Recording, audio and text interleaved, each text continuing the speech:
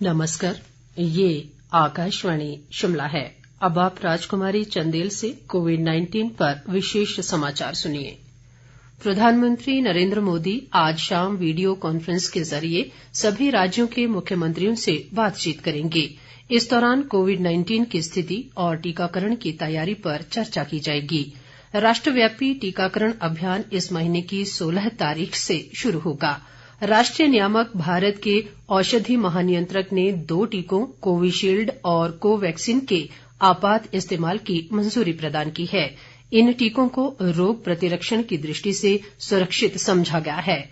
कोविड-19 का टीका लगाने में स्वास्थ्य देखभाल कार्यकर्ताओं और अग्रिम पंक्ति के कार्मिकों को वरीयता दी जाएगी, जिनकी संख्या करीब 3 करोड़ है। इसके बाद 50 वर्ष से अधिक आयु के लोगों और सह बीमारियों से पीड़ित 50 वर्ष से कम आयु के व्यक्तियों को टीका दिया जाएगा।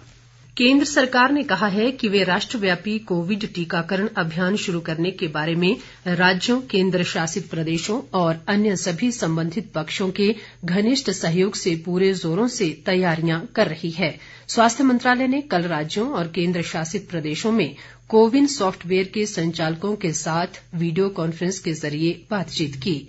ये सॉफ्टवेयर कोविड टीके को देश के दूर दराज इलाकों तक पहुंचाने में अत्यंत महत्वपूर्ण भूमिका निभाएगा। बैठक की अध्यक्षता कोविड से निपटने के लिए गठित टेक्नोलॉजी और डेटा प्रबंधन संबंधी अधिकार प्राप्त समूहों के प्रमुख रामसेवक शर्मा ने की। बैठक में राज्यों के प्रधान सचिवों, राष्ट्रीय स्वास्थ्य मिशन निदेशकों और राज्य के टीकाकरण अधिकारियों ने हिस्सा लिया।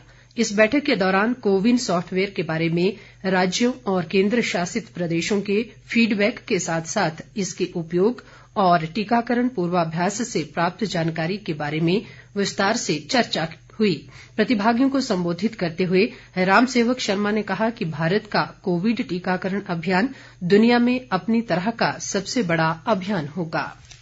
भारत में कोविड-19 महामारी से स्वस्थ होने की दर 96.43% हो गई है। पिछले 24 घंटों में 16,000 से अधिक नए मामले दर्ज किए गए हैं। अब तक देश में महामारी से स्वस्थ हो चुके लोगों की कुल संख्या 1,92,000 हो गई है। केंद्रीय स्वास्थ्य मंत्रालय ने कहा है कि इस समय देश में कोविड-19 रोगियों की कुल संख्या संक्रमण के मामलों की संख्या का सिर्फ 2.13% है और इलाज करा रहे रोगियों की कुल संख्या 2,22,000 रह गई है। पिछले 24 घंटों में 16,311 नए मामले दर्ज किए गए, जिससे देश भर में अब तक संक्रमण की चपेट में आए लोगों की कुल संख्या 1,04,66,000 हो गई है। मंत्रालय ने कहा है कि इस समय भारत में कोविड-19 से होने वाली मौतों की दर 1.44% है, जो दुनिया में अधिकांश देशों की तुलना में बहुत कम है। पिछले 24 घंटों में देश में महामारी से 161 मौतें हुई हैं, जिससे मृतकों की कुल संख्या 1,51,160 हो गई है। इधर राज्य में पिछले कुछ दिनों से कोरोना के सक्रिय मामलों में लगातार कमी आ रही है और पिछले महीने की अपेक्षा इस महीने रोजाना आ रहे कोरोना के नए मामलों में भी गिरावट जारी है। प्रदेश में आज अभी तक कोरोना के 4 नए मामलों की पुष्टि हुई है, जबकि इस दौरान 156 लोगों ने कोरोना से जंग जीती है। राज्य में अब तक कोरोना संक्रमण से 56,456 मामले आ चुके हैं, जिनमें से 817 सक्रिय मामले हैं, जबकि 54,642 लोग स्वस्थ हो चुके हैं। प्रदेश में अब तक कोरोना से 949 लोगों की मृत्यु हो चुकी है। शिमला जिले में सबसे अधिक 262 लोगों की कोरोना से जान गई है। कांगड़ा जिले में इस समय कोरोना के सबसे अधिक 212, मंडी में 99 और हमीरपुर जिले में 95 सक्रिय मामले हैं।